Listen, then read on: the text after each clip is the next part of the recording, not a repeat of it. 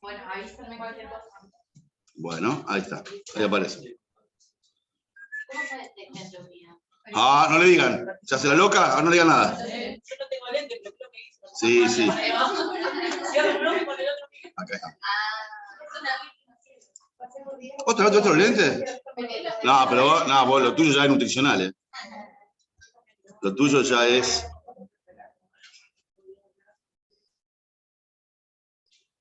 Saca, Bárbara. No voy a usurpar el nombre de tu padre.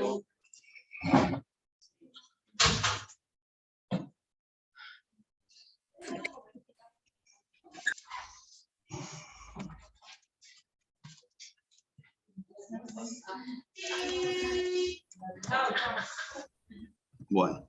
Buenas, ¿qué tal? ¿Cómo les va? Bienvenidos a este humilde templo del conocimiento. Estamos corrigiendo tareas. Los voy a bloquear, como siempre. Bueno, seguimos. Estamos entonces a diferencia entre canal, conducto y trayecto. ¿Sí? Sí, igual no entendí ninguna. Esto es un conductor. Sí, Una estructura tubular Sí. que tiene piso, sí, techo, sí. paredes, formado por el mismo tipo de elementos. Listo.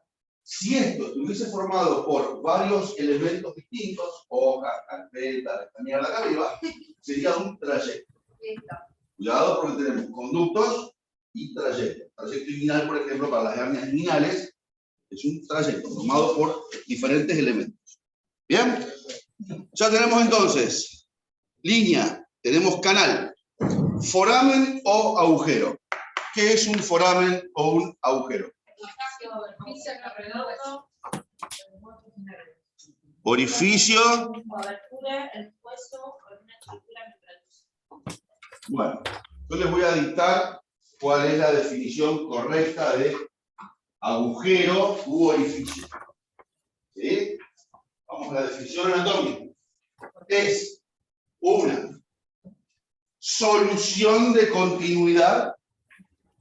solución de continuidad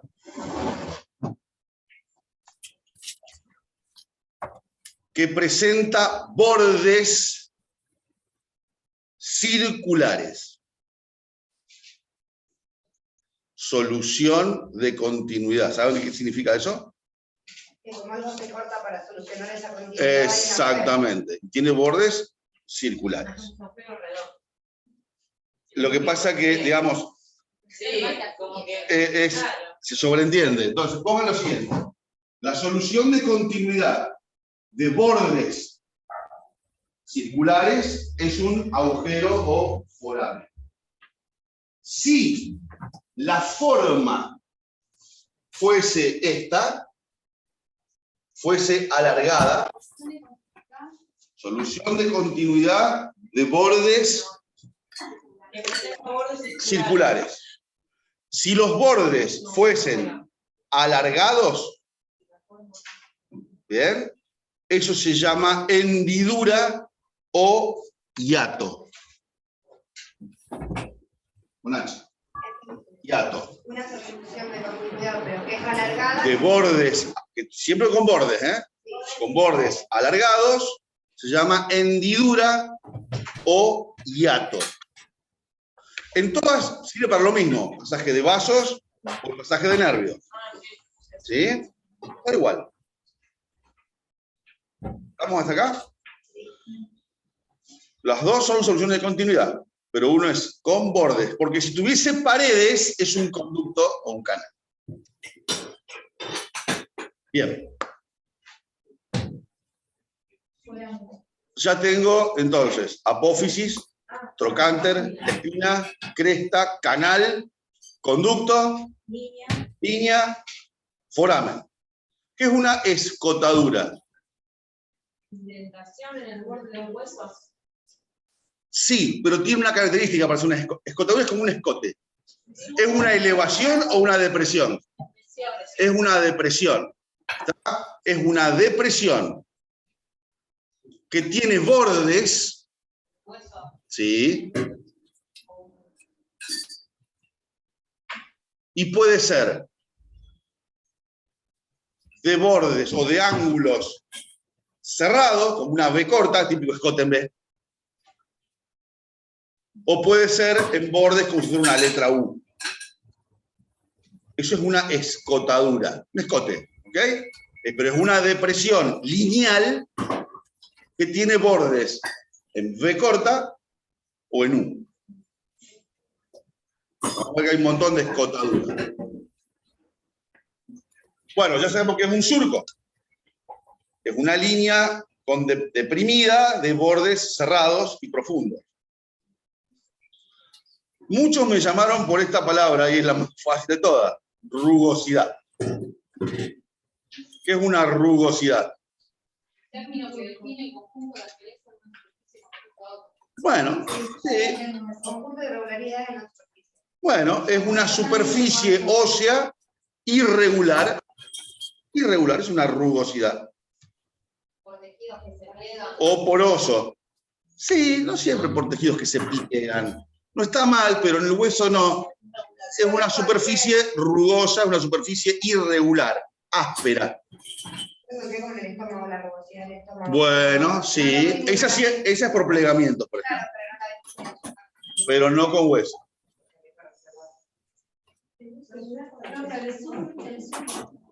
Sí, el surco es una depresión longitudinal, profunda y de bordes cerrados. Como el surco que hace la máquina del campo. Profundo y longitudinal. Usted conoce, bueno, yo, el bicho de campo. Mi viejo era de campo, yo, el campo era para ir a cazar nada más. Bueno, tuberosidad. Hace mucho tiempo. Bueno, es una elevación, una tuberosidad de bordes romos. Tuberosidad ósea, redondeada, rugosa, Sí. que sirve de inserción tendinosa. También es una de las funciones que tiene. ¿De bordes? De bordes romos. O si fueran de bordes sublevados, una apófisis. Esto es una tuberosidad.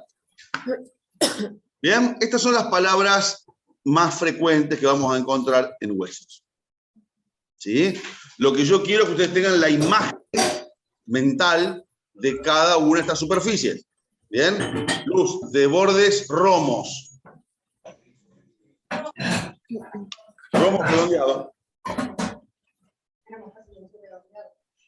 Pero él es romo. Bueno, ¿Sí? Acuérdense que vamos a tratar de usar palabras genéricas y no tanto tendientes a una deformación.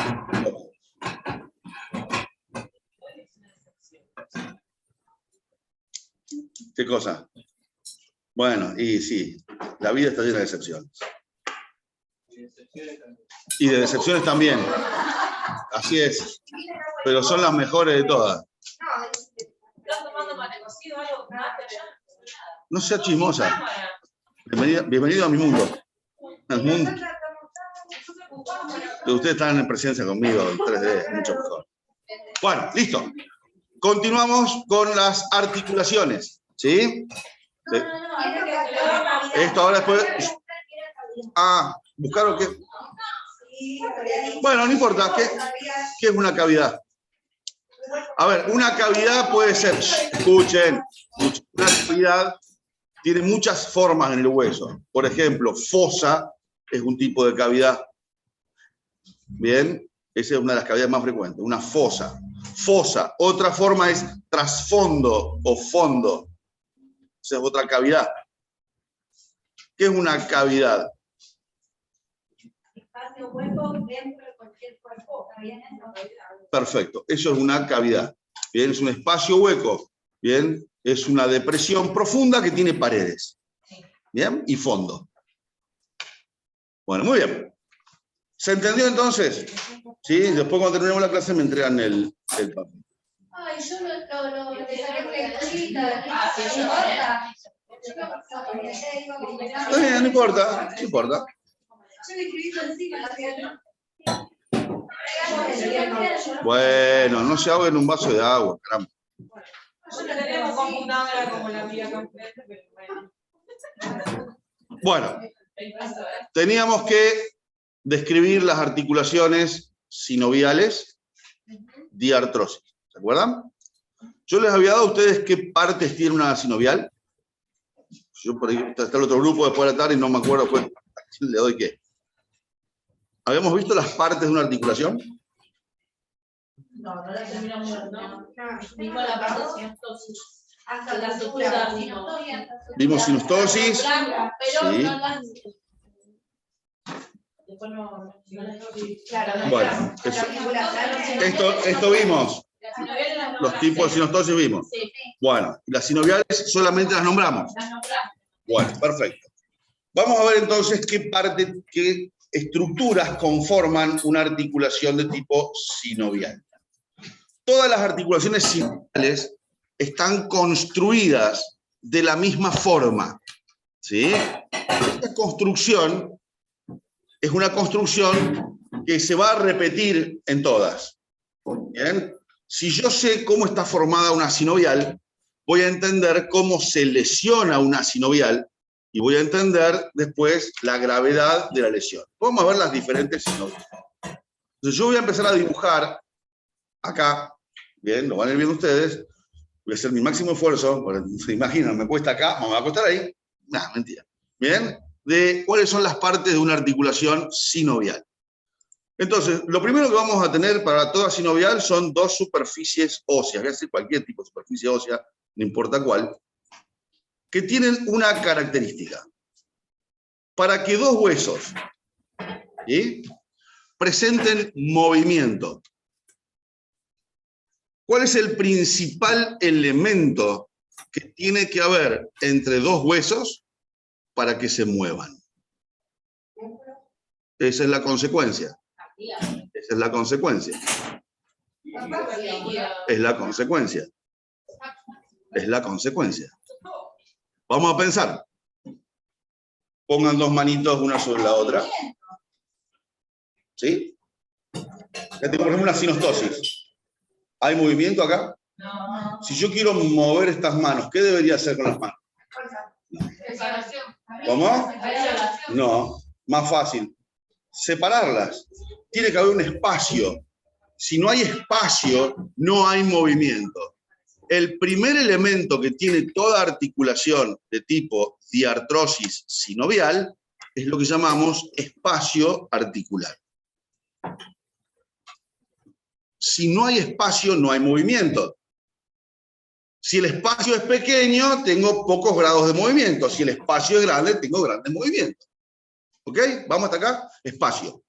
Ahora, si solamente hay espacio articular, estos huesos se van a desplazar. Entonces, para permitir que el espacio quede confinado, gracias a que hay un espacio, ahora voy a introducir el segundo elemento que va a mantener a estos huesos unidos, pero con el espacio compensado. Y esto es la cápsula articular. Hay cápsula porque hay espacio. Entonces, el segundo elemento se llama membrana o cápsula articular. Vamos a definir qué es una cápsula. Vamos a la definición. Yo se las voy a escribir, así va a quedar. Una cápsula articular es un manguito fibroso que reviste la periferia de la superficie articular. Escriban y lo vamos a ir analizando. ¿Bien? Toda articulación que sea sinovial tiene una cápsula. Entonces, manguito fibroso. Un manguito, ¿qué es un mango? Yo agarro la sartén por el mango. ¿Para qué sirve el mango? Para agarrar. ¿Qué es lo que hace la cápsula? Es la que agarra los dos huesos, porque ellos están separados. Es un manguito, es un medio de amarre. Fibroso, construido por tejido conectivo denso, construido por fibras colágenas y elásticas. Y lo que hace es revestir no la superficie articular, sino la periferia de la superficie, porque yo revisto la superficie, no hay movimiento. ¿Se entendió? Eso es una cápsula. Hay cápsula porque hay espacio. ¿Sí? Esta cápsula articular transforma ahora el espacio articular de un espacio abierto a un espacio herméticamente cerrado. Lo transforma en lo que llamamos ahora cavidad articular. La cápsula articular transforma el espacio antes abierto, lo transforma ahora en una cavidad cerrada. La llamamos cavidad articular. Una cápsula encapsula, cierra. ¿Sí? Entonces ahora tengo dos huesos que no están pegados uno sobre otro, están separados, que se van a mover, encerrados en una cápsula. Cuando estos huesos se muevan, seguramente van a chocar uno contra otro. Si yo golpeo dos elementos formados por tejido óseo, por cartílago, eso se rompe. ¿Sí? ¿Se acuerdan que todos los huesos, antes de ser huesos, eran cartílago? Bien, los cartílagos, ¿se acuerdan que se iban osificando del centro a la periferia? Todo el cartílago primitivo se va a osificar, menos el cartílago que va a formar la superficie articular. El hueso primitivo deja una superficie de cartílago sin osificar, porque el cartílago es elástico y se banca el trauma. Por lo tanto, el tercer elemento que tiene toda articulación sinovial es lo que llamamos cartílago articular, que no es un cartílago distinto al hueso. Es el propio hueso primitivo que no se osifica. Si por cualquier motivo este cartílago llegase a haber sangre adentro de la cavidad articular, la sangre no solamente tiene glóbulos rojos y blancos, tiene calcio, y el cartílago se osifica, eso se llama artrosis. ¿Cómo? No, ahora vamos a explicar por qué pasa eso. ¿Bien? Entonces, este cartílago es un tipo de elemento que permite que haya rozamiento, fricción o compresión y no romper el hueso. ¿Estamos hasta acá? Ahora, este cartílago está formado por células que tienen que vivir, tienen que oxigenarse, pero no tienen que recibir minerales. Por lo tanto, yo tengo que poner ahí adentro algún elemento que me nutra el cartílago, pero no me lo osifique. Yo lo que voy a poner es un elemento gelatinoso, viscoso, transparente, que es plasma, que no tiene proteína, no tiene calcio, y eso es la sinovial. Dentro de esta cavidad articular, ahora vamos a introducir una bolsa membranosa que tiene como contenido un líquido que no es nada más que el ultrafiltrado del plasma, es sangre que se filtra a alta velocidad, y lo que filtra es básicamente agua y proteínas. Esto se llama sinovial. La sinovial, el número 4, está formada por dos elementos. Líquido sinovial más la membrana sinovial, porque si no hay membrana el líquido se escapa. Justamente para que el líquido sinovial pueda nutrir el cartílago y el cartílago no romperse, hay que mover la articulación. Cada vez que yo muevo la articulación, el hueso comprime la sinovial, escurre el líquido sinovial como comprimir un globo, ¿bien? El líquido sinovial se escapa y el cartílago se nutre. Si no hay movimiento, el cartílago no se nutre. Y eso pasa en el sedentarismo, ¿bien? En el sobrepeso, pacientes que están acostados durante mucho tiempo internados.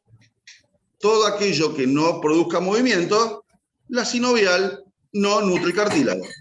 El cartílago se empieza a romper. ¿Me explico? ¿Sí?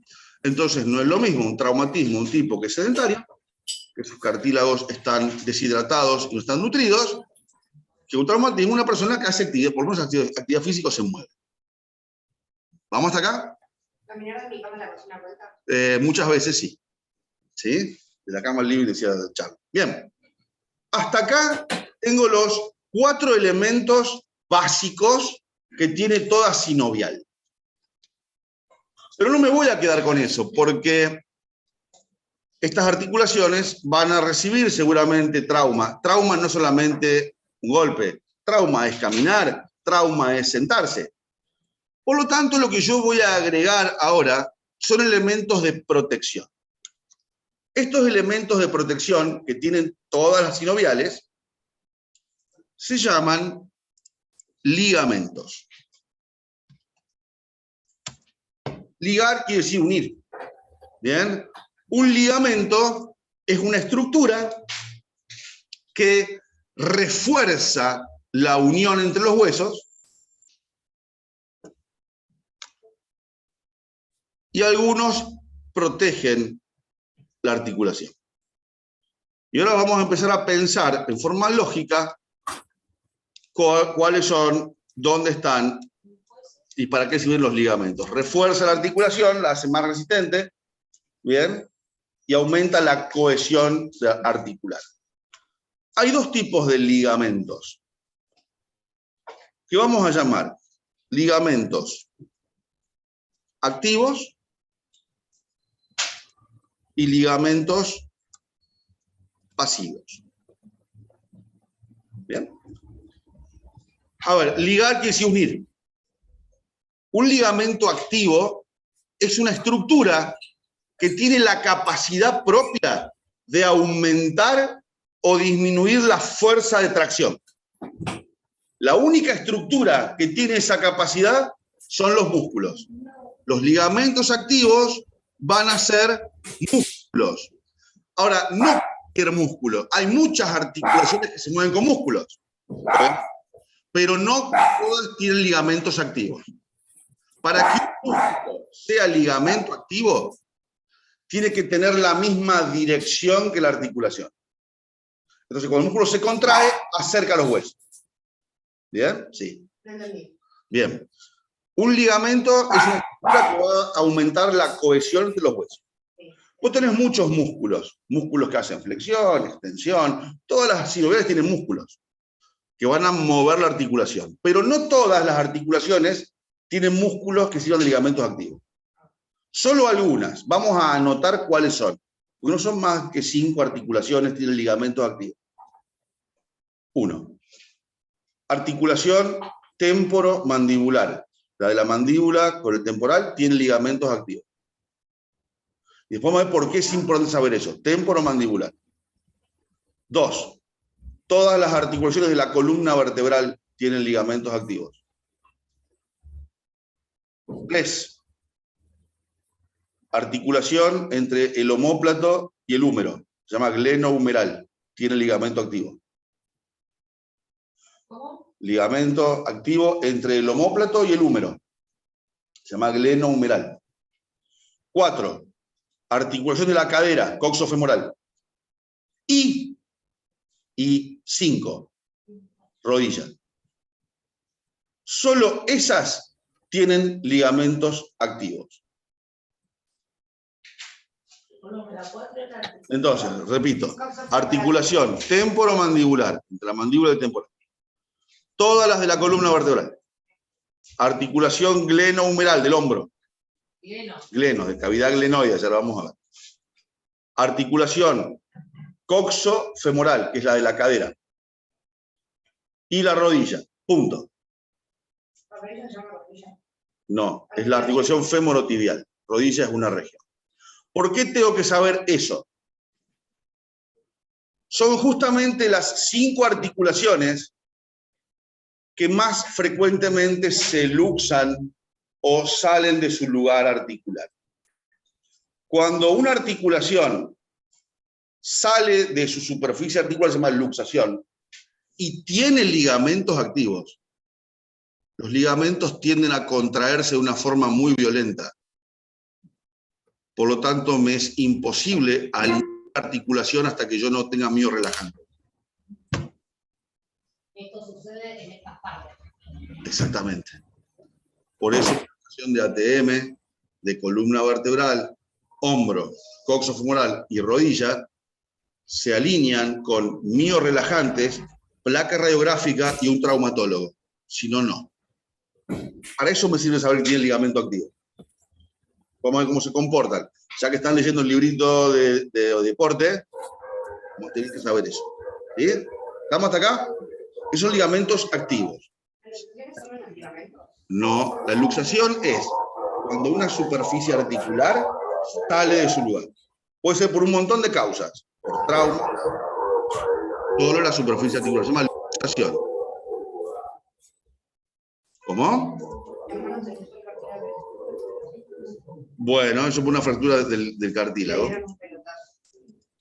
Esa es la segunda causa, por trauma. Bien, vamos a los pasivos. No todas las articulaciones tienen ligamentos activos, dijimos, pero todas tienen ligamentos pasivos. ¿Por qué se llama ligamento pasivo? Porque no tiene capacidad para aumentar o disminuir su tensión. Es como una cinta scotch. Como está construida, así queda. Todo ligamento pasivo es un cordón de tejido fibroso. ¿Bien? Es de tejido conectivo. Eso es un ligamento pasivo. ¿Está? ¿Tienen capacidad para aumentar? O disminuir la tensión. Por eso es pasivo. Así como está construido, así queda. Si vos tenés genéticamente ligamentos con poco colágeno, tus ligamentos serán muy laxos y te lesionarán fácilmente tus ligamentos. Si vos genéticamente tenés una gran cantidad de tejido colágeno, tus ligamentos serán más potentes o más resistentes. No los podés cambiar. Por eso hay gente que constantemente tiene lesión en tobillos, se le salen las articulaciones o trabaja en el circo. ¿Bien? Típico hombre o mujer elástica. Eso es por una enfermedad, que sus ligamentos son todos muy laxos. Por eso pueden tener grande movimiento articular. Hay tres tipos de ligamentos pasivos. Anótenlos. Que los vamos a llamar así. Pericapsulares, extracapsulares, intracapsulares. Todo eso que lo estoy dando acá no está en el apunte. Así que más vale que lo aprendan. Pericapsulares, extracapsulares, intracapsulares. ¿Sí? Todas las articulaciones sinoviales, todas, tienen pericapsulares. ¿Qué es un ligamento pericapsular? Es la cápsula un poquito más gruesa. Es un lugar donde la cápsula articular va a engrosarse. Es la misma cápsula más gruesa. Lo que hace es reforzar o proteger un poquito más la cápsula. La hace más resistente. Eso es pericapsular. Y los pericapsulares, que están en todas las articulaciones, se van a llamar de una forma muy sencilla. Anterior, posterior, lateral y medial. Son todos iguales. Anterior, posterior, lateral. Siempre posición anatómica. ¿Sí? Pericapsulares. Es la cápsula un poquito más gruesa. ¿Ok? Bien. Algunas tienen ligamentos extracapsulares. Siempre son los más importantes de una articulación. Cuando existen, siempre son los más importantes. Extracapsular, ¿qué quiere decir? Muy bien. Estos ligamentos no tocan la cápsula, mirá. Están por fuera de la cápsula. Extracapsulares. Ahora te voy a hacer tocar uno. No sé. Qué mal pensada, que soy tan chica. Mira la voz, que tiran colorado. Vamos a pensar. Escuchen. Posición anatómica. ¿Sí? Escuchen bien esto porque es importante. La naturaleza, ¿cómo razona? ¿Qué es más frecuente? Yo tengo un trauma de afuera adentro o de adentro afuera. Por lo tanto, todas mis articulaciones siempre son resistentes del lado externo. Siempre son resistentes del lado externo. Todo traumatismo exterior, la articulación se lo va a bancar. Eso quiere decir que ante un traumatismo externo que rompe una articulación, una altísima transferencia eléctrica. Ahora, con muy baja potencia, puedo romper una articulación del lado interno. Solo tienen ligamentos pericapsulares muy finitos. O sea, quiere decir pérdida adentro. Pérdida adentro de la rodilla, pérdida adentro del tobillo, pérdida adentro del codo. No camina más. Son extremadamente débiles del lado interno. Cuando yo evalúo la cinemática del trauma, quién pasó el accidente, veo cómo fue el traumatismo. Si de afuera adentro, tengo chances de salvar la articulación. De adentro a afuera, seguramente no. Por eso un golpe interno de rodilla es devastador. Romper un ligamento interno del tobillo no camina más. Es como que una vez que traspasa la fuerza de esa parte de la Ya está, articulación, rompió. la parte de adentro seguramente ya está rota. ¿Ah? El codo es frágil siempre en los laterales, porque tenés músculos adelante y atrás. ¿Ah? Eso se llama olecrano. Una pierna se quebró y cuando ponen el brazo así, como que el brazo todo le quedó. Hay deformidad. Pero mal. Para, porque vos, o sea, una cosa es la posición anatómica, que no es natural, pero vos naturalmente tenés los brazos así, o sea, que lógicamente tendrías que tener más. No importa. La naturaleza que protege tu posición anatómica. Siempre. ¿Ah? Entonces, Por eso me tanto con un mecánico de sí, ¿qué pasa? No lo cortó el flaco, venís de acá de amigo, no nos permita estar. Entonces, ligamento lateral externo. Uno de los más potentes está en la cara externa de la rodilla, acá afuera. Ustedes se van a tocar acá afuera la cabeza del peroné, toquen la cabeza del peroné.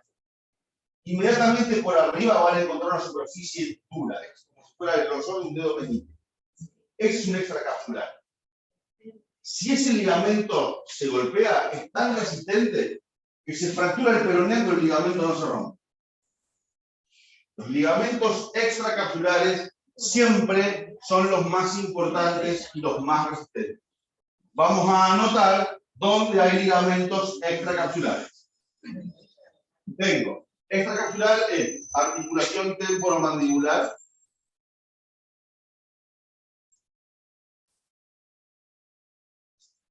Tengo extracapsular en la articulación entre el esternón y la clavícula.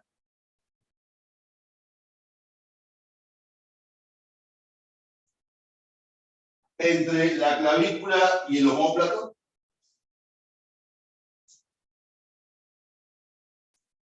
Tengo extracapsular en rodilla y en tobillo. No hay más.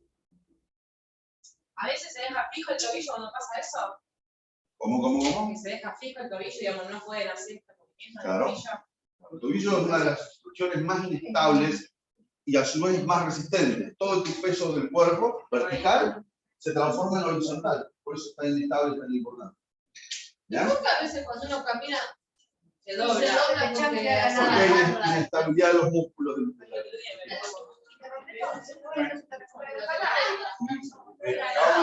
Bueno, ahí tengo ligamentos extracapsulares. No son muchos, son pocas articulaciones. Y vamos a los intracapsulares. Voy a buscar un intracapsular.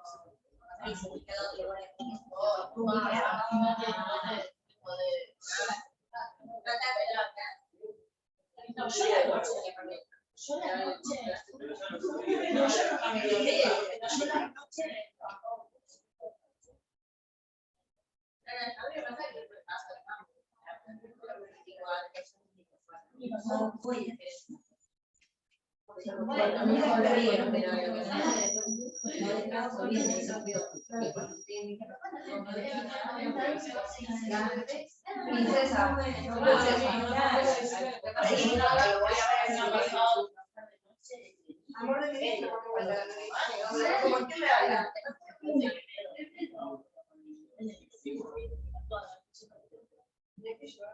Si no tengo trabajo de 2 lados,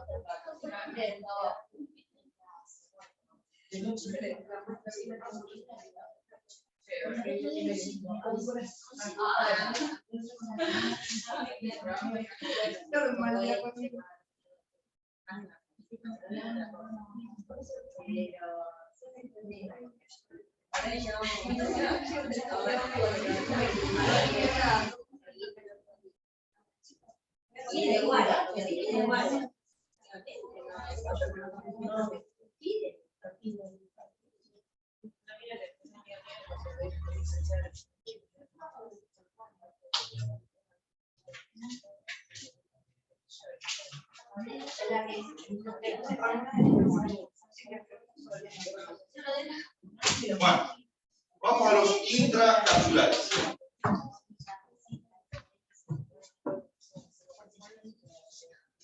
¿Por qué? No, ya voy, ¿para qué sirve? ¿Para qué quiero meter un ligamento adentro de la cápsula? ¿Bien? No, escuchen. Yo voy a introducir un ligamento adentro de la cápsula solamente en una situación. Tengo un hueso acá, con su cartílago articular. Tengo otro hueso aquí, con su cartílago articular. Pero estas dos superficies óseas, si bien se van a articular, no son perfectamente concordantes sus superficies. Por lo tanto, lo que yo voy a introducir para poder adaptar estas dos superficies es un elemento fibrocartilaginoso que se llama menisco. Un menisco, anoten, un menisco es un disco fibrocartilaginoso, un disco fibrocartilaginoso intracapsular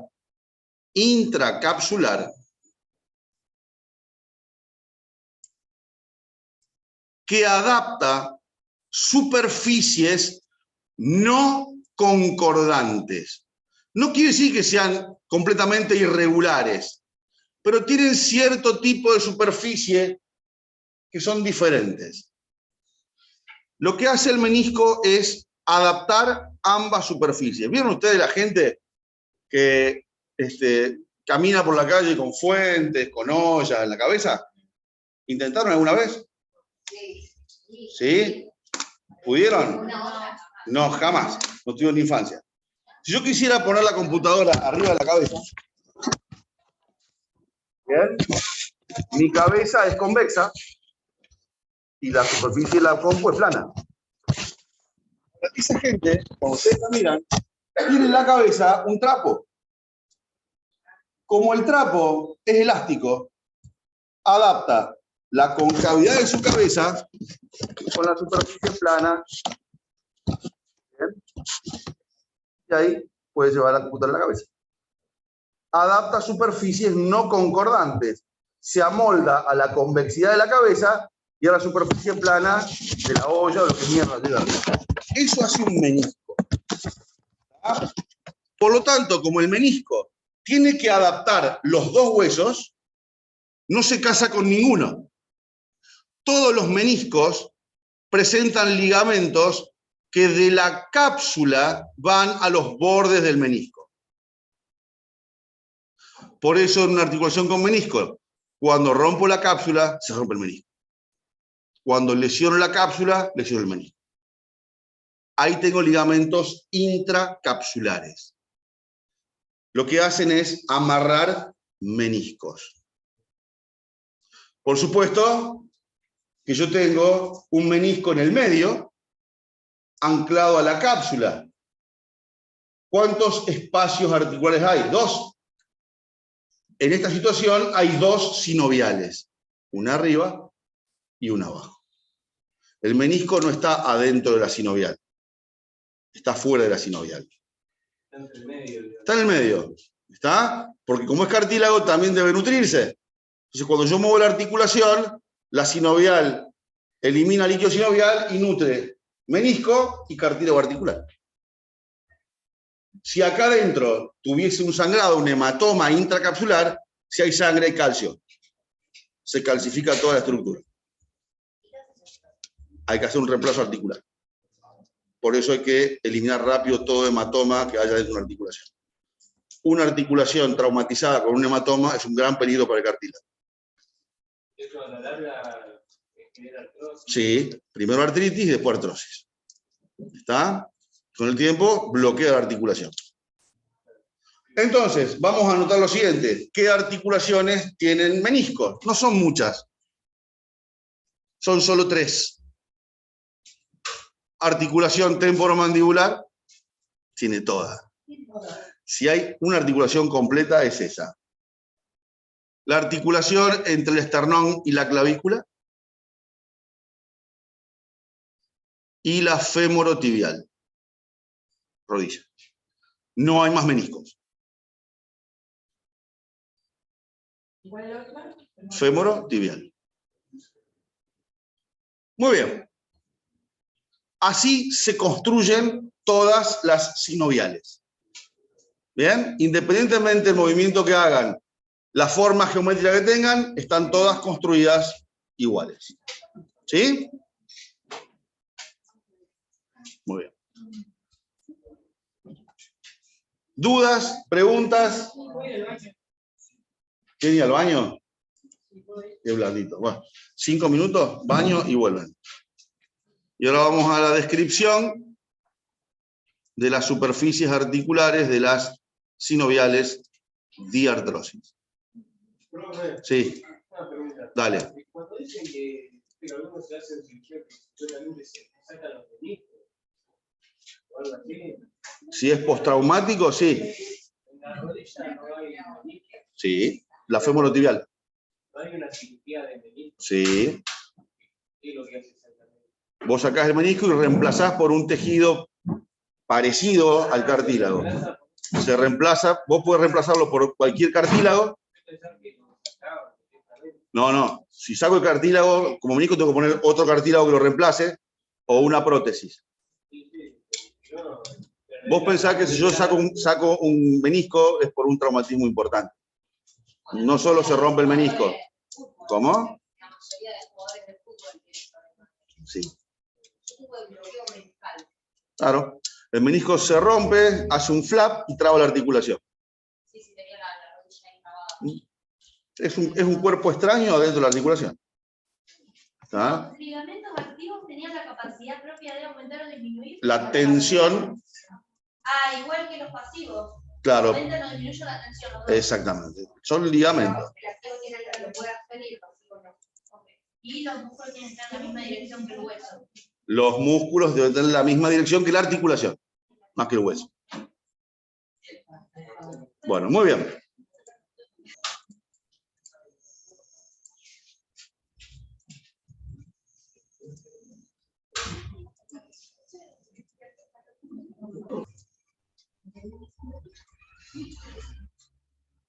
¿Hasta acá alguna duda, alguna pregunta? Bueno, pregunte entonces.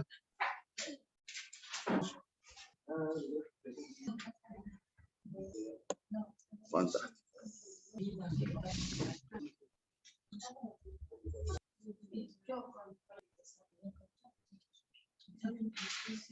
Que con la clase de la opción, Mati.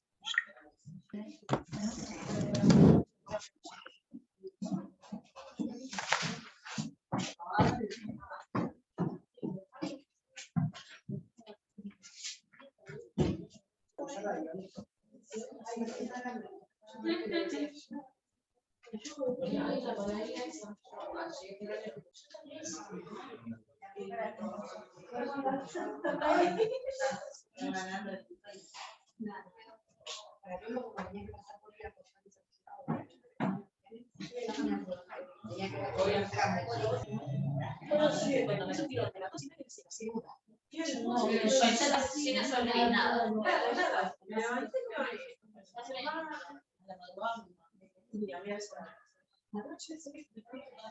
Bueno, seguimos. Elegí. Mirá la cara de felicidad. Muy bien. Ay, me está disfrutando. No, pero ¿por qué? Sí, estamos disfrutando porque son buenos alumnos. ¿Cuántos son los pequeños? 2 a la mañana y creo que 3 a la tarde. 3 si vienen. Si vienen 3. Pero el 2, no sé. Te presto equipo quieras. Elegí. Elegí, ven acá. Elegílo vos. En el segundo recreo, sí. Este es el recreo. Vení, vení, sí. Lo voy a hacer la víctima.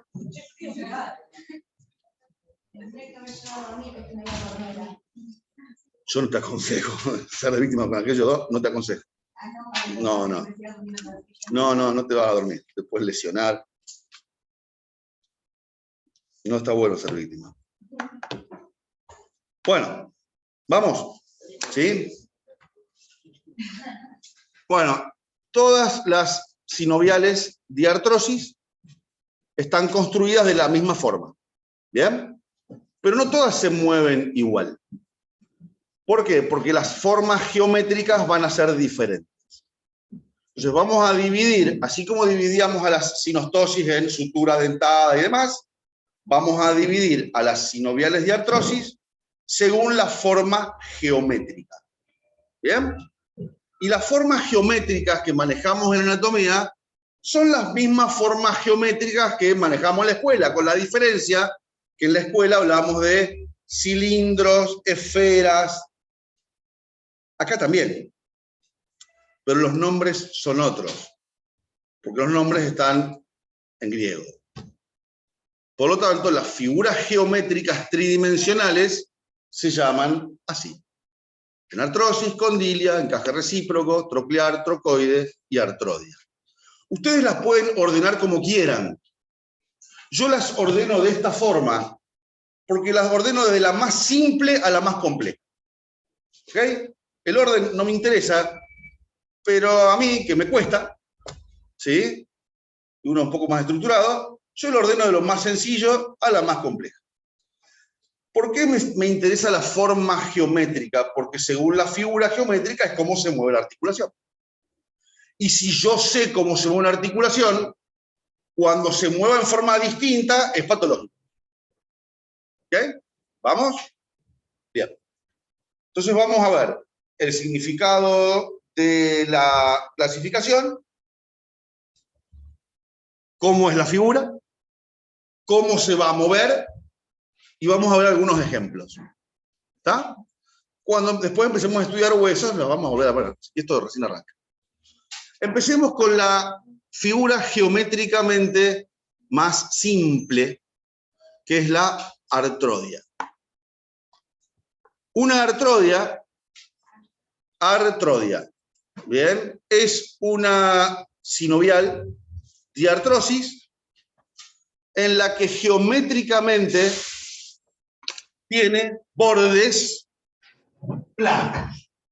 Una artrodia es una articulación en la que la forma geométrica es plana.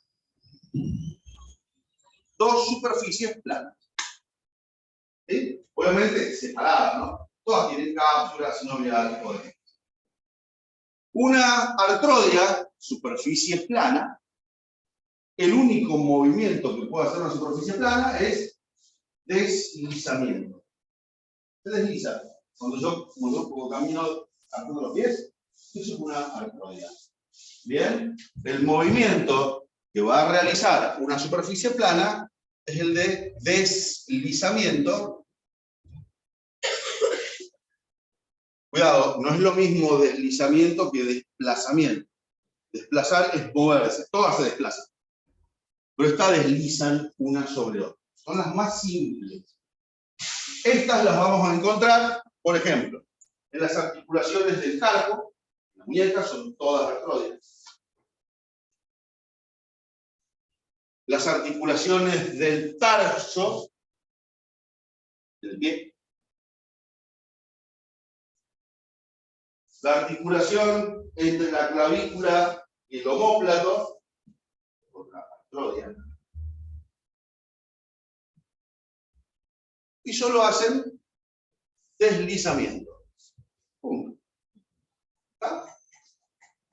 Listo el primer tipo articular.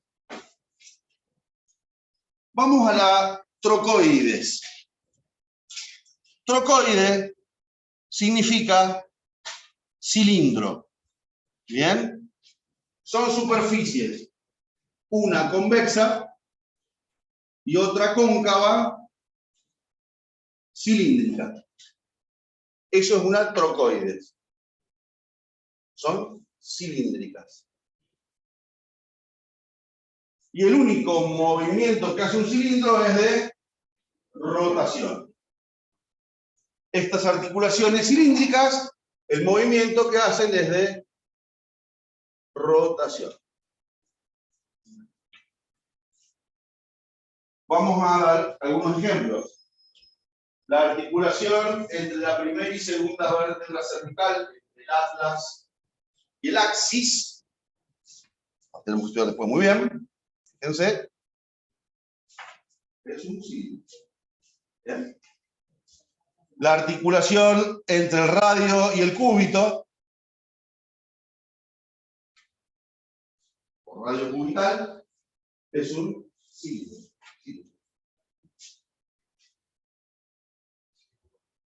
Está sencillito. Eso es una trocoide. Vamos a las trocleares. Algunos dicen que las articulaciones trocleares tienen forma de bisagra. Pero bueno, ¿qué mierda es una bisagra? Una troclear, yo se las voy a dibujar. Una superficie cóncava y otra convexa que tienen una característica fundamental. La superficie cóncava tiene, escuchen bien, una garganta o estrechamiento y dos vertientes, ¿bien? Una garganta o estrechamiento y dos superficies llamadas vertientes, como un techito, y la otra tiene una cresta y dos vertientes. La convexa. ¿Bien? Entonces, una troclear es una articulación que una superficie tiene una garganta y dos vertientes, y la otra superficie presenta una cresta y dos vertientes. Esta superficie lo único que puede hacer es este movimiento. Las trocleares solo hacen flexión y extensión. No hacen otro movimiento. Flexión y extensión. Entonces, no son muchas, pero son importantes. La articulación entre el húmero y el cúbito, para flexión y extensión del codo, húmero cubital. ¿Ven? Ahí tengo el estrechamiento garganta y las dos vertientes. Ahí tengo la cresta y las dos vertientes. Otra, entre la falange de los dedos, solo hago flexión y extensión. Flexión y extensión. Otra, entre el fémur y la rótula. Fémur y rótula. Otra, entre la tibia y el astrágalo, el tobillo. Y no hay muchas más. Esas son trocleares. ¿Sí? Forma de polea. Bien. Solo flexión y extensión. Vamos a una que es un poquito más complicada para entender la figura geométrica, que son las que llamamos encaje recíproco. Un encaje recíproco, yo les voy a decir cuál es la figura geométrica. Ustedes me van a decir qué elemento conocen con esa forma geométrica. Un encaje recíproco geométricamente es una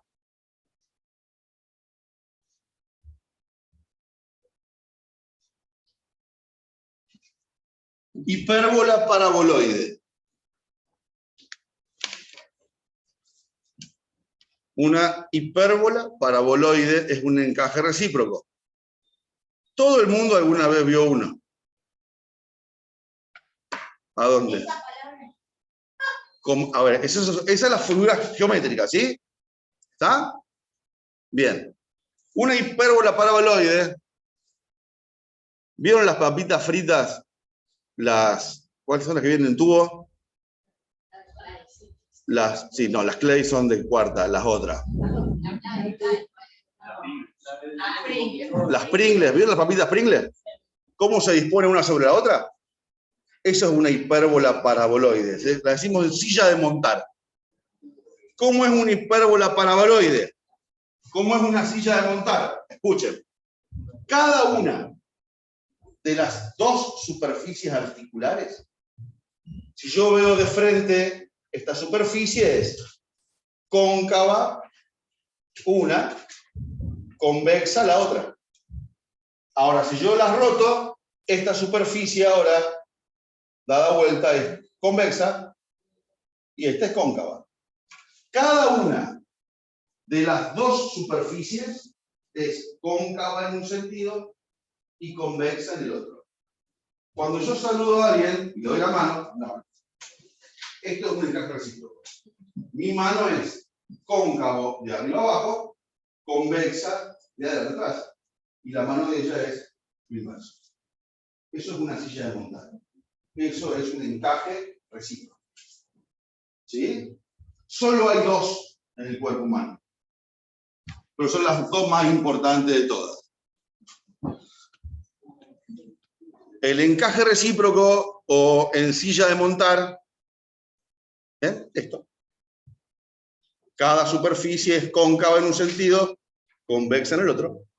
Las voy a tener entre el esternón y la clavícula, anótenlo, entre el esternón y la clavícula,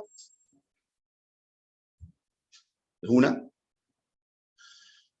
Y la otra es la que se da entre el carpo y el primer dedo. Se llama articulación trapecio metacarpiana del primer dedo. Es tan importante esta articulación que me define como especie. Ser humano es el único animal que puede hacer oposición del pulgar. ¿Cómo es la articulación trapecio? Trapecio metacarpiana, entre el carpo y el primer dedo. ¿Está? Mírala, ahí. Ahí. Esa articulación te permite oposición y reposición. Son los dos únicos encajes recíprocos que hay. ¿Está? Y se mueven distintos uno del otro. Encaje recíproco. ¿Bien? Fíjense que fuimos de la más simple, plana, cilindro, polea, silla de montar. Vamos a las dos últimas que son de las más frecuentes. Vamos a las condilias.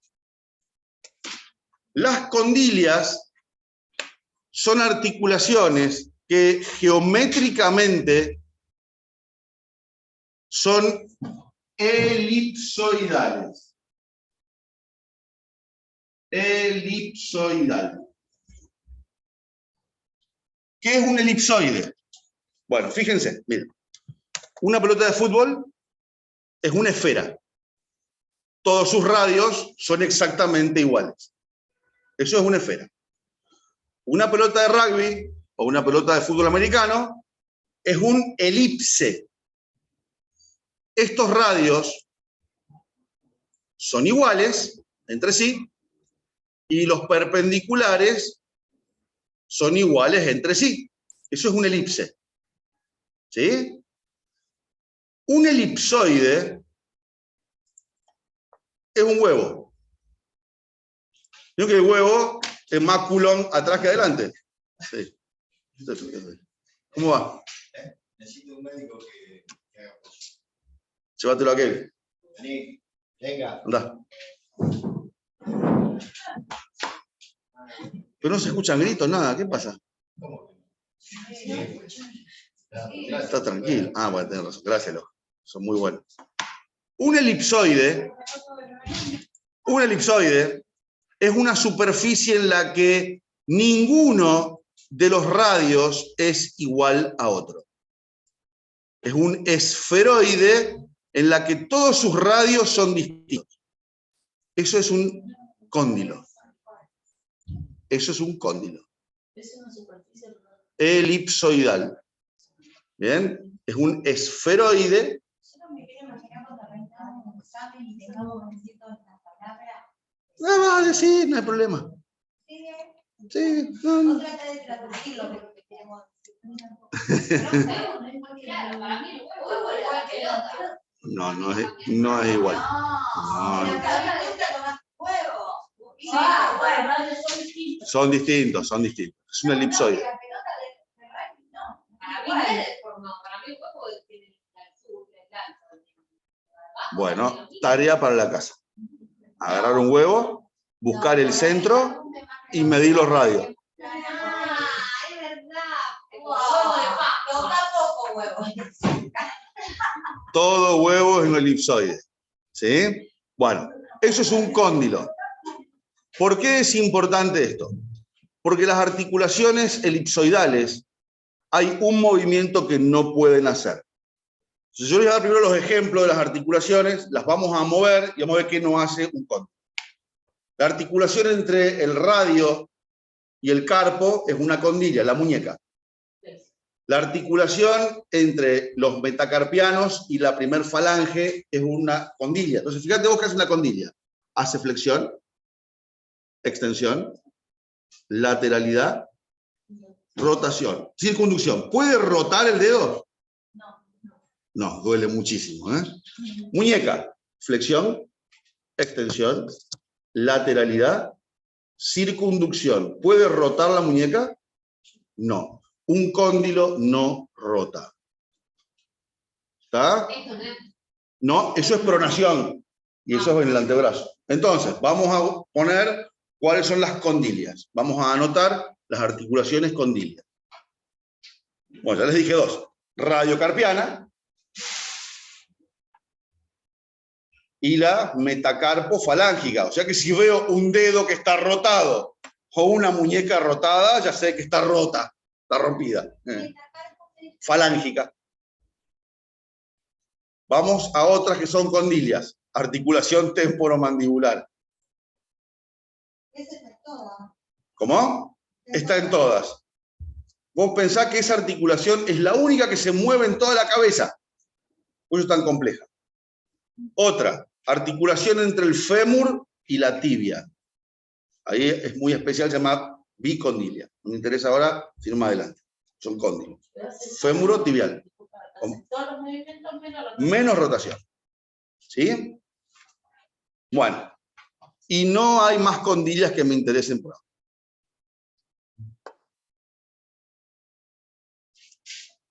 Y la última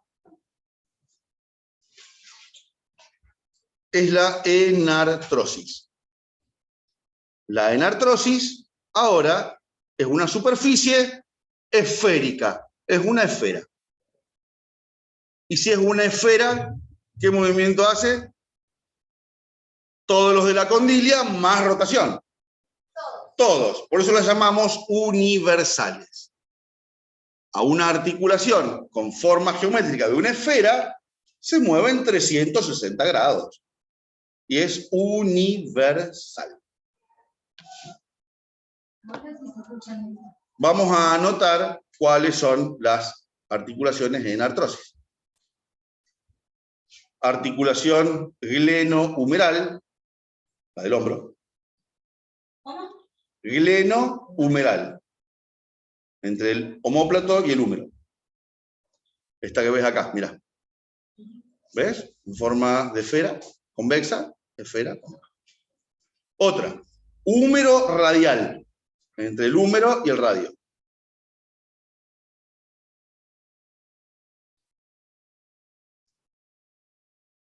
Otra, articulación de la cadera, coxofemoral. Coxo quiere decir hueso ilíaco, no coxis. Coxofemoral, entre el fémur y el hueso ilíaco. Y no hay más en artrosis. ¿Sí? Todas estas, acuérdense, todas tienen cápsulas, ligamentos, sinovial, cartílago. ¿Está? Porque la estructura es la misma. Lo que va a variar, según la figura geométrica, es el movimiento. ¿Está? Si yo sé entonces cómo se mueve una articulación, por su forma geométrica, voy a entender cuándo el movimiento es normal, cuándo el movimiento es anormal. ¿Vamos hasta acá? ¿Se comprendió? ¿Dudas? ¿Preguntas? ¿Con esto? ¿Ninguna? Muy bien. Espere, yo tenía la duda de... Dale. Me perdí en cuál iba. Esa es una trocoides. Trocoides. Trocoides entre el atlas y el axis. Bueno, muy bien. Salimos un poco de las generalidades de los huesos, articulaciones y demás, y nos vamos a introducir ahora de a poquito en el estudio de la anatomía del cráneo. Vamos a empezar anatomía del cráneo, con definiciones, con posiciones y demás. ¿Sí? Para que si ya la clase que viene, si quieren, traen impreso las imágenes. Yo ahora quiero desplantar algunas definiciones, qué es la cabeza, cuáles son las partes de la cabeza y demás. Ahora empezamos con anatomía del cráneo. ¿Se acuerdan qué vamos a hacer? Anatomía del cráneo, después columna, después vamos a ver tórax y miembro. Pero más o menos el examen, ¿para cuándo lo tenemos? ¿Para ir preparándonos? Ya estamos haciendo resumen, pero no. 2 meses. 2 meses. ¿Sí? Junio. Ponele. Sí. Antes de las vacaciones de julio. Menticus. ¿Qué son? 200 hojas más 50 más de... ¿Creen? Yo no tengo drama. No tengo drama. Ahí vas a conocer un método. No, tengo fe todavía. Ah, sí, eso me había dicho que era igual. Ese.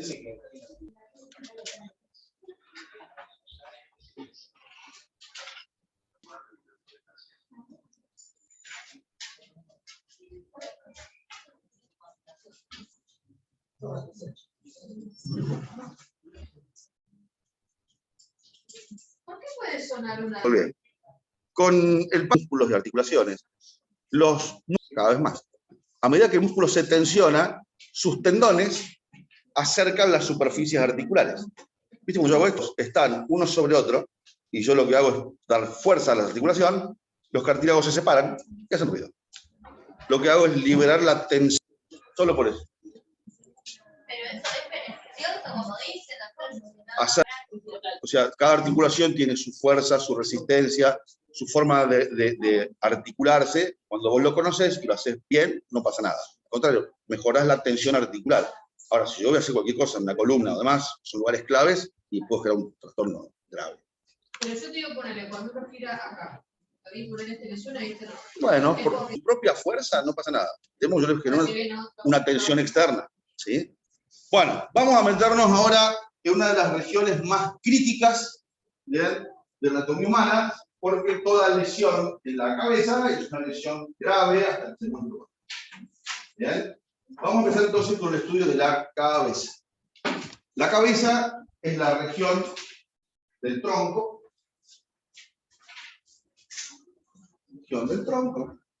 que se encuentra sobre la columna vertebral. Sobre la columna vertebral. Y básicamente cumple 2 funciones la cabeza. Una, alojar y proteger al sistema nervioso central. Alojar y proteger al sistema nervioso central. Y la otra función es alojar y proteger a los órganos de los sentidos. De los sentidos. Los oculares, fosas nasales, cavidad bucal y la gran cavidad para el oído. ¿Bien? Por lo tanto, las estructuras óseas que lo conforman tienen características muy particulares. El cráneo debe ser resistente para soportar impacto, pero debe ser liviano, porque si no, no lo podría sostener sobre la cabeza, sobre el cuello. Resistente, liviano. Resistente para soportar impacto y liviano para poder mantenerlo en una zona vertical, si no se me cae la cabeza. Entonces vamos a ver dos cosas hoy. Vamos a ver, ¿se acuerdan de la anatomía topográfica que me divide el cuerpo en regiones? Vamos a ver primero cuáles son las regiones de la cabeza. Cuando yo digo regiones de la cabeza, no solamente hablo de regiones óseas. En cada región hay huesos, músculos, aponeurosis, vasos y nervios. Cada región tiene una particularidad. Cuando yo delimito una lesión, tengo una lesión cortante en la región geniana derecha. O sea, tengo que saber en qué región estoy. Vamos con esta imagen primera, donde vamos a dividir, y yo les voy a ir anotando, después las clases que queda grabada y la pueden ver, las regiones topográficas de la cabeza. ¿Bien? Entonces, como región número 1, tengo lo que llamamos región frontal. Esa región frontal se llama así por dos motivos. Porque está el hueso frontal y porque está el lóbulo frontal del cerebro. La región frontal es una región que va a proteger justamente al lóbulo frontal.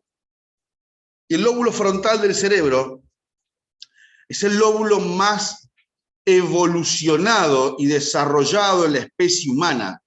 El lóbulo frontal es aquel que me define como ser humano, como Homo sapiens sapiens, evolucionado como ser simbólico. Una lesión en la región frontal con destrucción del lóbulo frontal, desaparezco como ser humano. Voy a ser un individuo, un animal, pero no voy a ser ser humano. Todos mis conceptos éticos, morales, intelectuales, cognitivos, residen en el lóbulo frontal. ¿Sí? Vamos a ir tocando cada región. Región frontal. La segunda región que vemos ahí es la región parietal. Ahí tengo el hueso parietal y los lóbulos parietales del cerebro, del interior. Región parietal. Está todo. Sí. ¿Bien? Y los lóbulos parietales. ¿Bien? Y la región número 3 se llama región occipital. Esta región occipital, tóquense en la línea media atrás, van a ver que hay una saliencia en la línea media, bien atrás. Esa línea, esa elevación que ustedes tocan, bien, se llama protuberancia occipital externa. Protuberancia es una saliencia, como está el hueso occipital y afuera está. De la protuberancia occipital externa hacia arriba, tiene el lóbulo occipital del cerebro. De la protuberancia hacia abajo está el cerebelo. El cerebelo. Estas tres primeras regiones, frontal, parietal y occipital, son las únicas regiones que protege un casco. Por debajo de esas regiones, solo tengo corteza cerebral. El casco lo único que protege es la corteza cerebral externa. No protege cerebelo, no protege tronco encefálico, solo protege estas tres regiones. Son las regiones más trascendentales para la función cerebral. Frontal, parietal y occipital. Punto. Vamos a ver cómo se llaman estas regiones. Número 4. Esta es una de las partes más débiles de la calota y se llama región temporal. En la región temporal, obviamente está el hueso y el lóbulo temporal del cerebro, esta región. Vamos a encontrar, si yo me pongo el dedo en el trago, acá en la oreja, ¿sí? Y 2 o 3 deditos por arriba, voy a sentir un pulso. Pónganse los deditos acá y sientan el latido de una arteria. ¿Lo sienten? Búsquenlo. Los dedos van para arriba, ¿eh? De acá para arriba. Es una arteria, se llama arteria temporal superficial. Esa arteria, sangre a alta presión, está a 4 milímetros por abajo de la piel. Medida cortante en la región temporal de una hemorragia arterial. Y por dentro del hueso temporal hay 2 arterias, se llaman arterias meningias, que cuando se rompen por un golpe, generan un hematoma extradural. O sea, una colección de sangre que le empuja el cerebro para adentro. La región temporal es crítica.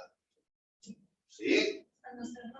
Cuando se rompe, cuando hay una fractura o una herida contusa en la región temporal, esas arterias se pueden romper, se produce un hematoma extradural.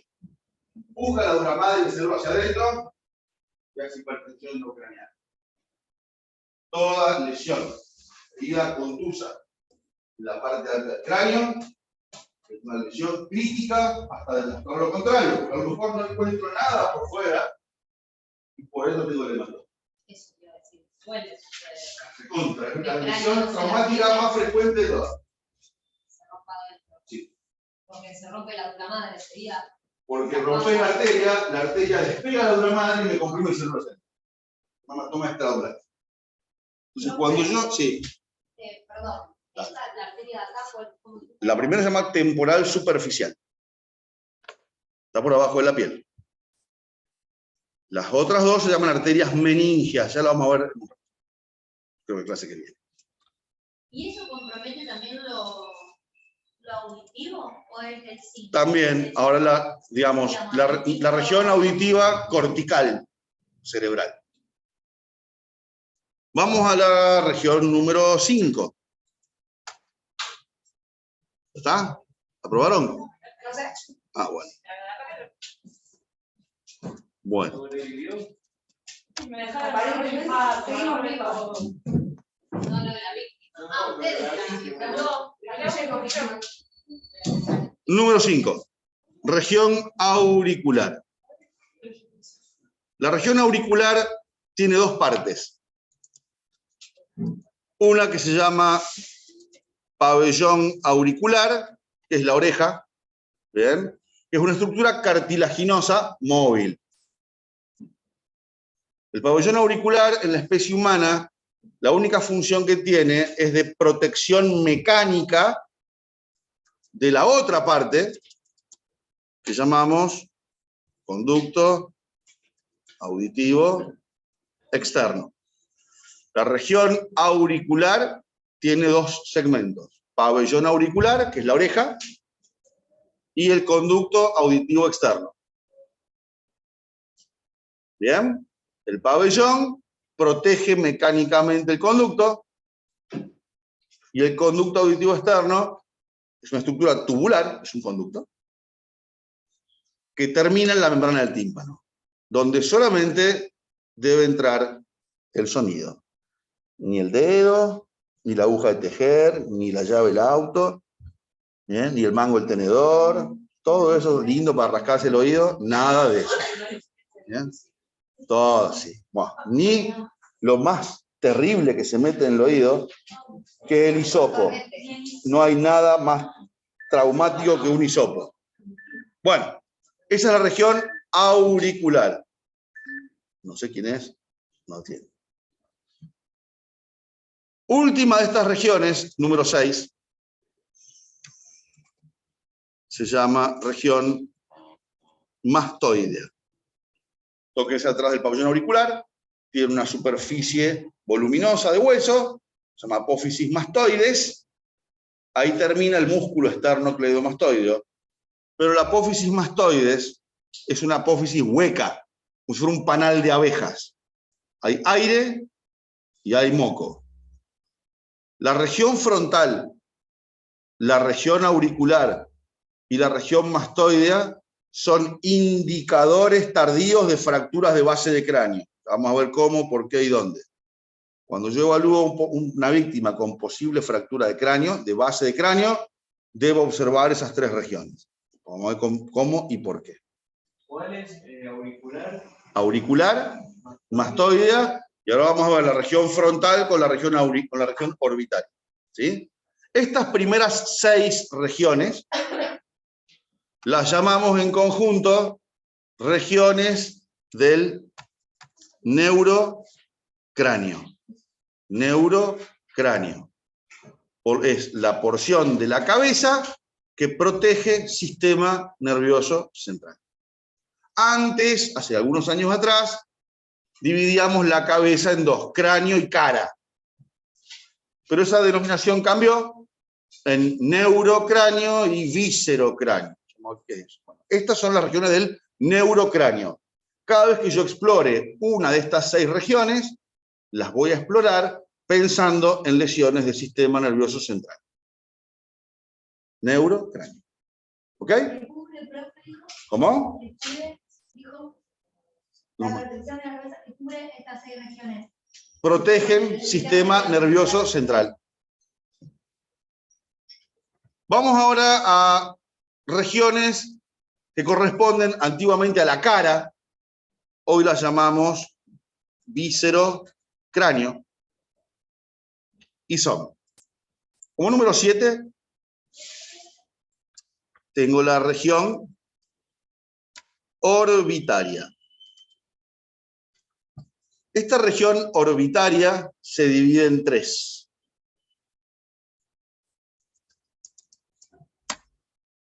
Una es la región palpebral, los párpados. Los párpados, palpebral. Región orbitaria, dentro de la región orbitaria tengo la región palpebral.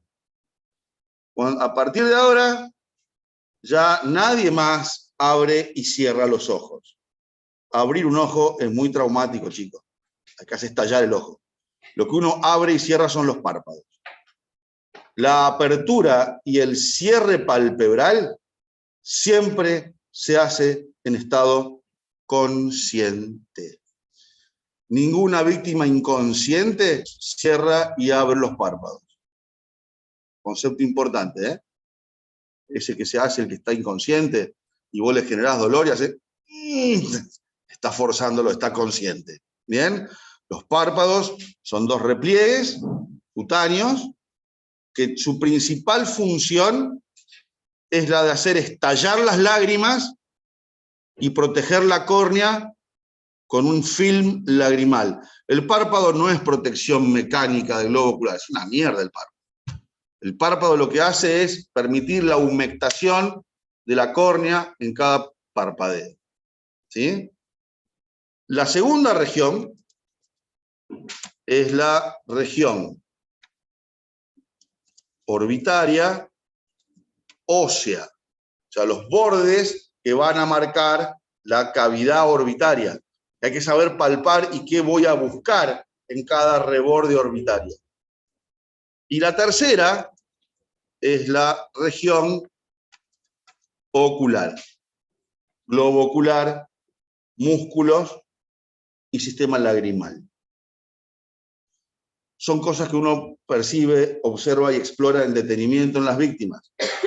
El globo ocular es la puerta de entrada al sistema nervioso. Todo lo que le pasa al ojo, le pasa al sistema nervioso.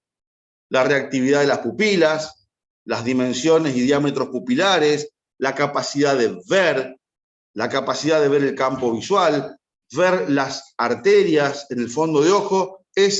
El ojo es el cerebro fuera de la cavidad craneana.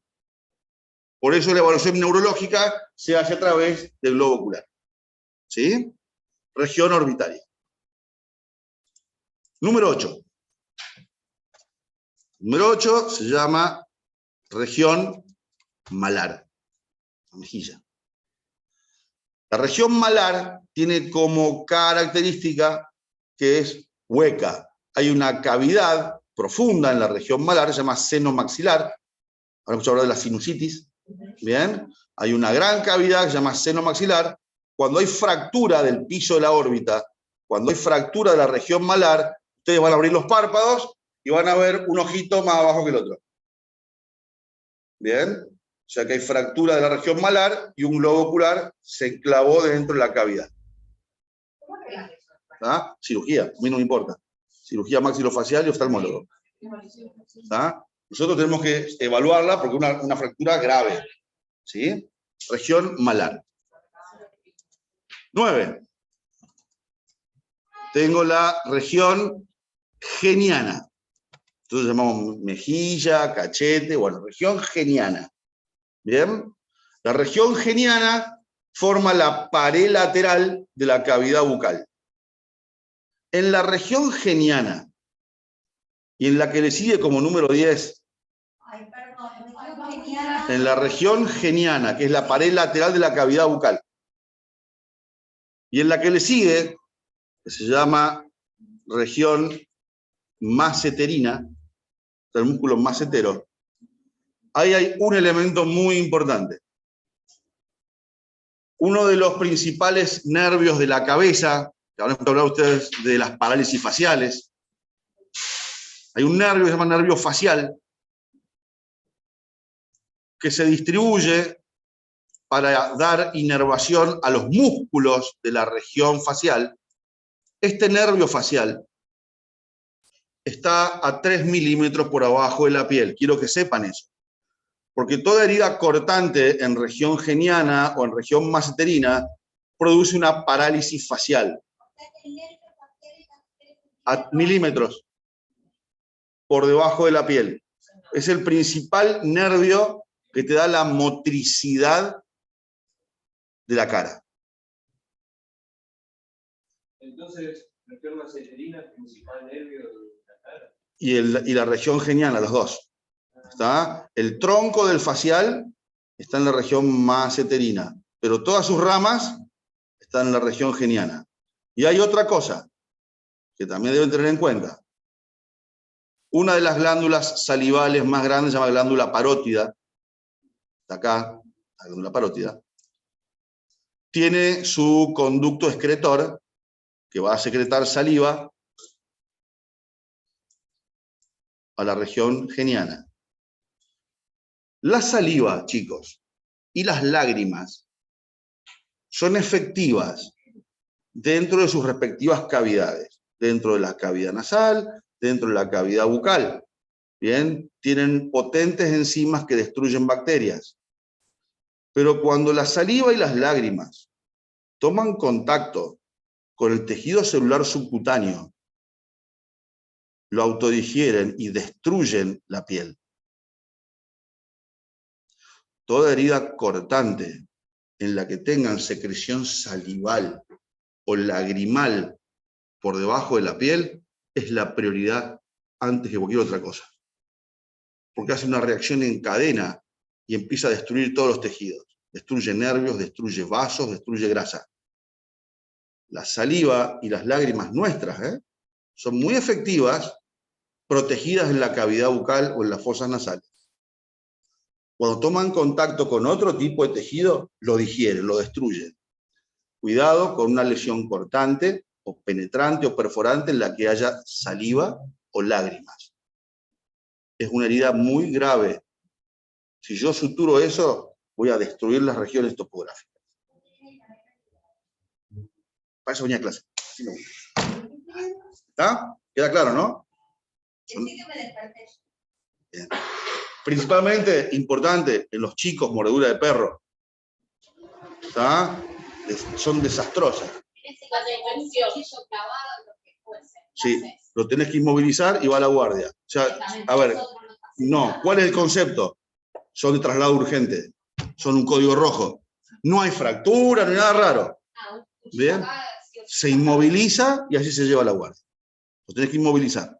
Y en el caso de que una mordida de perro así, ¿se le puede poner una vena para que se salve? Lo único que puedes hacer es limpiar la herida con agua para tratar de sacar la mayor cantidad de bacterias circulantes, de saliva circulante, lo cubrís y lo llevas para que no se sobreinfecte. Nada más. Claro, pero se le pone tipo así una gasa. Sí, sí, detener el sangrado, pero una herida... No, quería saber si se podía o no. Sí, sí, lo tenés que hacer, de hecho. Lo que sí, no te vas a poner ni a suturar, ni a hacer nada raro. Ujú. Bien. Entonces, región geniana, región maceterina. Número 11. Vamos al número 11. La número 11 se llama región cigomático malar. Tóquense otra vez el oído, tóquense el trago, cigomático malar. Y ahora vayan hacia adelante. Va a ver que hay una superficie ósea dura. ¿Tocan? Eso se llama apófisis cigomática. Es un punto de protección contra la órbita. Y allá adentro hay un músculo, que es el músculo macetero y el músculo temporal. Es una región de protección a la cavidad orbital. Cigomático malar. Porque son cosas que yo voy a ir palpando en la víctima para ver si no hay deformaciones, hendiduras, fracturas. ¿Sí? ¿Protege la cavidad? Protege la parte externa de la cavidad orbital. 11. 12. Se llama región nasal. Esta región nasal, lo que yo voy a ver y voy a tocar, se denomina pirámide nasal o nariz. La pirámide nasal es una pirámide que está formada por 4 cosas. Tóquense aquí arriba. Y debe ser rígida. Hay huesos propios de la nariz. Arriba es rígida. Cerca de la punta y la base es móvil. Y es fibrocartilaginosa. Tiene cartílagos y tejido fibroelástico. En la base hay 2 orificios que se llaman ventanas nasales. Ventanas nasales. Y hay músculos que pueden abrir y cerrar las ventanas nasales. Pero hay algo más. Esta zona, miren, que va desde aquí hasta el mentón, se llama triángulo de la muerte. Por los vasos arteriales. Hay una arteria que yo se las voy a marcar aquí, que viene acá abajo, se palpa el pulso también, hace esto, termina acá arriba. Del otro lado igual. Esta arteria se llama arteria facial. Si yo me pongo 2 deditos aquí abajo en la mandíbula, en el ángulo, sobre el hueso, 2 o 3 deditos, sobre el hueso, sobre el borde, busquen y deben palpar un pulso. Búsquenselo, siempre sobre superficies óseas, no, acá no, acá, en el borde. ¿Está? Busquen el pulso de la arteria facial, mirando ahí. Esa arteria facial se rama de la arteria carótida externa. Esta arteria facial recorre hacia arriba y termina en el ángulo interno del ojo. Ahí se va a unir a una ramita que es de la carótida interna, que va al cerebro. O sea que tengo un puente entre las 2 carótidas. Cuando yo recibo una herida traumática o contusa en la mandíbula, cuando toda arteria se lesiona, se colapsa. Las heridas contusas en mandíbula colapsan la arteria facial y por reflejo colapsan la carótida interna. Se llama knockout. Ah, por eso te notas cerebral ahí. O sea, se apaga la corteza cerebral. ¿Ah? Toda herida contusa en mandíbula, en pirámide nasal, produce un vasoespasmo y un colapso de la carótida interna. La carótida interna me apaga el cerebro directamente. ¿Está? Toda herida traumática facial. Vamos hasta acá. Por eso tengo que conocer las regiones topográficas. ¿Sí? Entonces tengo región nasal con pirámide nasal. La número 13 se llama región labial. ¿Cómo dijo que se llamaba esa arteria, profe? Esa es la arteria facial. La arteria facial es un puente entre carótida externa y carótida interna. La región labial es como la región palpebral. Uno no abre y cierra la boca, uno abre y cierra los labios. Después uno decide cuál, pero generalmente uno abre y cierra la hendidura labial. ¿Está? Número 14. Se llama región mentoniana.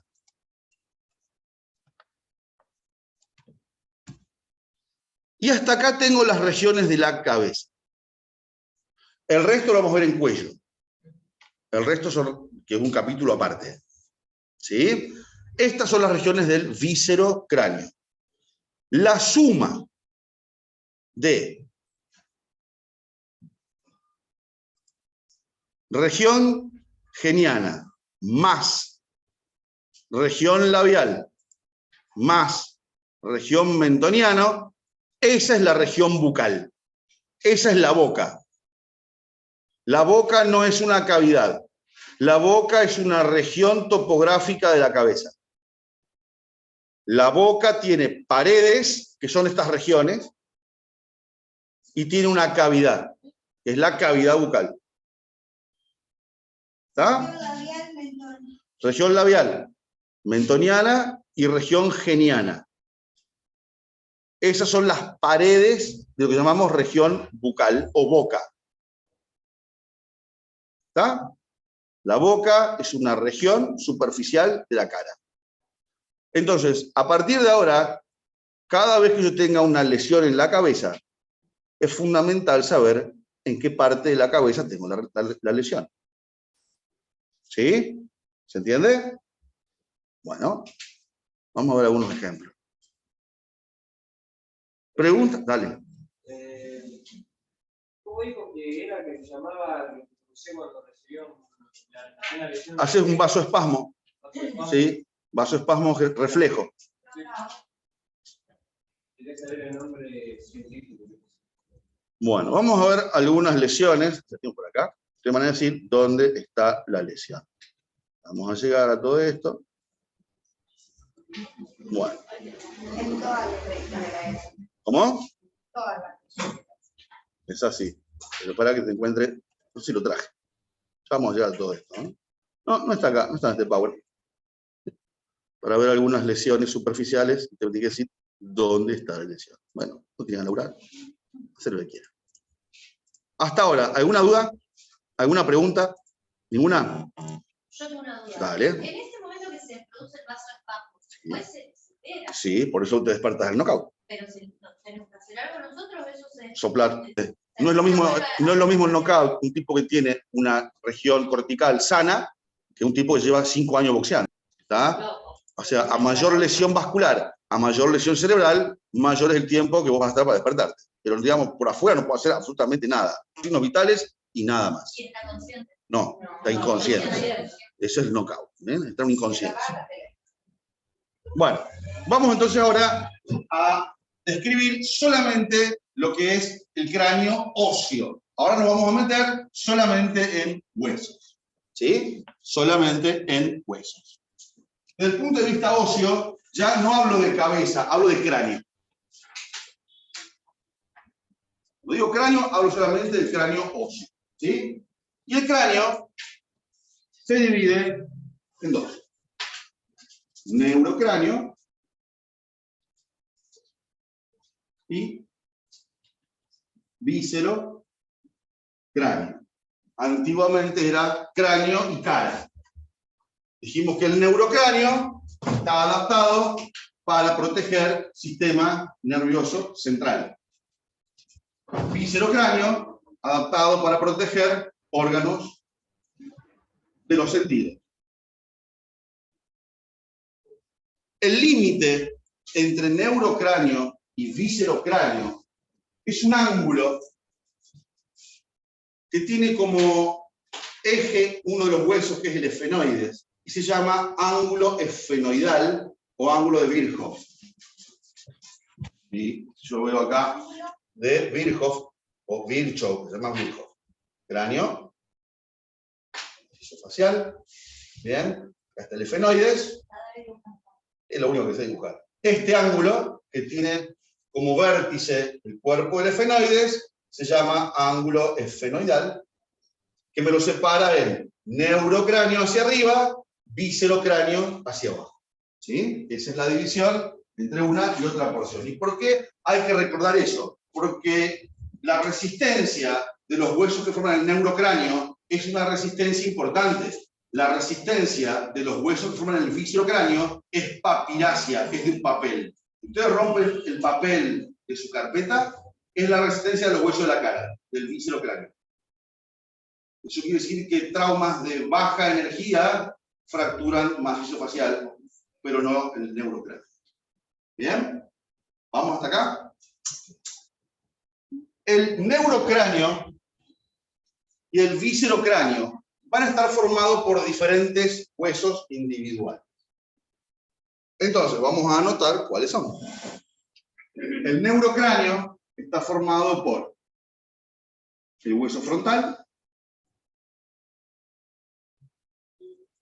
parietal, occipital, etmoides, esfenoides, temporal, y dentro del temporal, los tres huesos que forman el oído, que son huesos individuales. Martillo, yunque y estribo. Estos son los huesos que forman el neurocráneo. Martillo, yunque y estribo. ¿Sí? De estos huesos, yo tengo que saber que el frontal en el recién nacido es un hueso doble. Hay dos frontales, derecho e izquierdo. Después se fusionan y en el adulto hay uno solo. Es un hueso impar.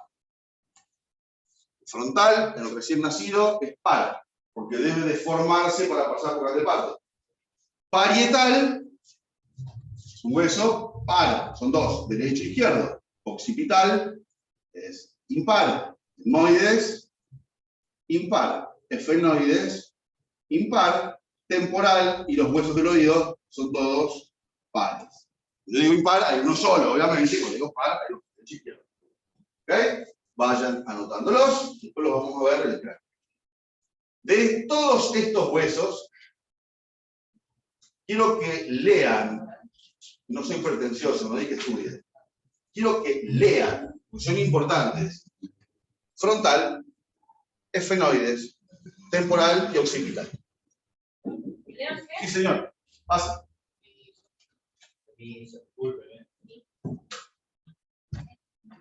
No soy un padre. El promedio de todos. Tres años. Vamos. Sí. ¿Todo? Montón. Pero sabes que son constantes. Sí. Bueno, cagalo peor, pero después de la lección. Que no se vaya. No se vaya. No. Ay, Dios mío. Bueno, ¿está? Quiero que lean estos huesos. O sea, ahí van a utilizar todos los términos que estuvimos viendo el día de hoy. Vamos a los que van a formar el viscerocráneo. Huesos que forman el viscerocráneo. Acá tengo huesos propios de la nariz, ungis, palatino, vomer, corneta inferior, malar, maxilar, mandíbula. Acérquese. Huesos propios de nariz, ungis, palatino, vomer, corneta inferior, malar, maxilar y mandíbula. Huesos propios de nariz son pares, ungis es par, palatino par, vomer impar, corneta inferior par, malar, par, maxilar, par, mandíbula, de origen par, pero lo tomamos como hueso único.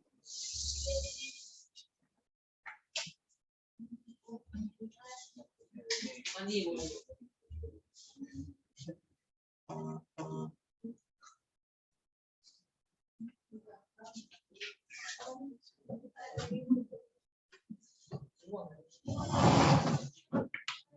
¿Cómo? Ahora los vamos a ver acá. Entonces, yo tengo un cráneo frente, un cráneo. Yo los voy a ir marcando. Un segundito.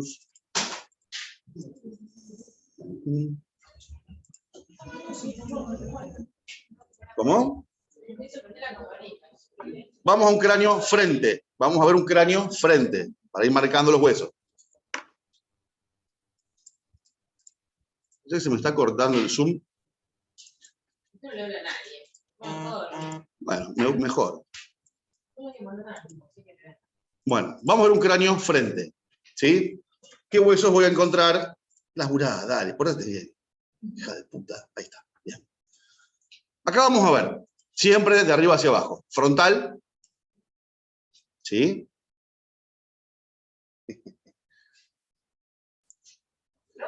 Está reloj, sí, está loco. Sí, sí. Ah, bueno. Imagínate el dueño. Frontal. Huesos propios de la nariz o huesos nasales. ¿Sí? Malar, forma la mejilla. Se ve pequeñito el unguis. El unguis es el hueso donde las lágrimas se vuelcan de la cavidad orbitaria a las fosas nasales. Formando el tabique aquí abajo, el vómer, por la parte baja del tabique.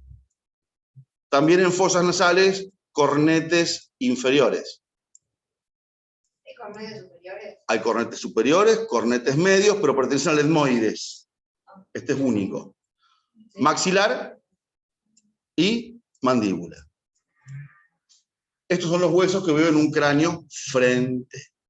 Frontal, todos se pueden tocar en su mayoría. Huesos propios de nariz, malar, ¿sí? Maxilar, mandíbula. Bien, el unguis está por dentro y los otros no se tocan porque están dentro de las fosas nasales. Están por atrás de la pirámide nasal. ¿Bien? Aquí abajo. Antiguamente llamamos maxilar inferior. ¿Está? Pero ya no se llaman más así.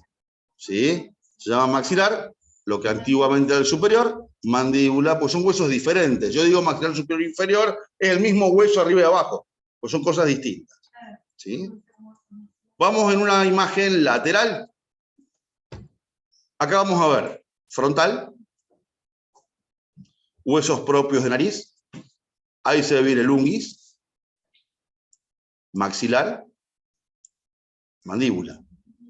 Y ahora veo una parte del efenoides, parietal, temporal, occipital. ¿Sí? Esto es lo que veo en un cráneo lateral. Y por último, en un cráneo visto desde atrás, tanto neuro como viscerocráneo, vamos a ver solamente ambos parietales, occipital y temporales. Eso es lo que yo veo en cada una de las imágenes. Llamamos normas. Norma anterior, norma lateral, norma posterior. ¿Hasta acá venimos bien? Sí. ¿Qué cosa? Esto, acá, son rugosidades para los músculos de la nuca. ¿Bien? Son eso que hablamos de crestas, líneas y demás, para los músculos de la nuca. Bien. Bueno, ahora vamos a subdividir el neuro y el viscerocráneo. El neurocráneo lo vamos a subdividir en dos partes. El neurocráneo lo vamos a dividir en dos partes. Vamos a volver acá.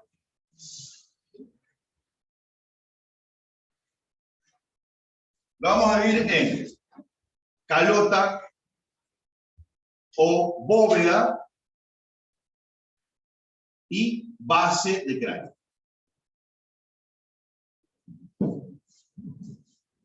La calota es la región más apical. La calota es lo que protege la corteza cerebral. Y la base es el punto de apoyo del sistema nervioso. O sea, solamente hablamos del neurocráneo, lo dividimos en calota y base. ¿Cuál es el límite? El límite es una línea oblicua que pasa por el techo de la órbita, el conducto auditivo externo, y ahí llega hasta la protuberancia occipital. Esa línea se llama plano meato orbitario de Frankfurt. Perdón, techo de órbita. Techo de órbita, ¿Sabes? conducto auditivo externo, protuberancia occipital externa. De esa línea para arriba, fíjense acá está marcada como línea de puntos, y acá está marcada como una línea verde. De esa línea hacia arriba es calota. De esa línea hacia abajo es base de cráneo. ¿Bien? Estas son las regiones del neurocráneo.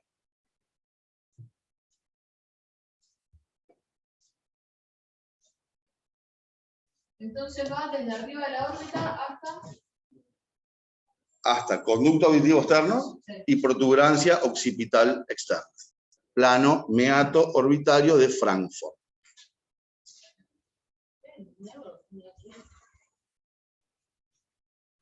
¿Está? Las dos regiones de la cabeza formada por el neurocráneo. Sí. Después les digo dónde, les voy a marcar el link. Y estas son las regiones del viscerocráneo. El viscerocráneo está formada por estas cavidades. Cavidad orbitaria, fosas nasales, fosa pterigoidea, fosa pterigomaxilar, fosa cigomática, bóveda palatina. De las cuales, por ahora, las dos que me interesan son fosas nasales y cavidad orbital. Por ahora. la base. No, del viscerocráneo. Uh-huh. De todo esto, lo que más vamos a estudiar es calota y base. Es lo más trascendental para nosotros.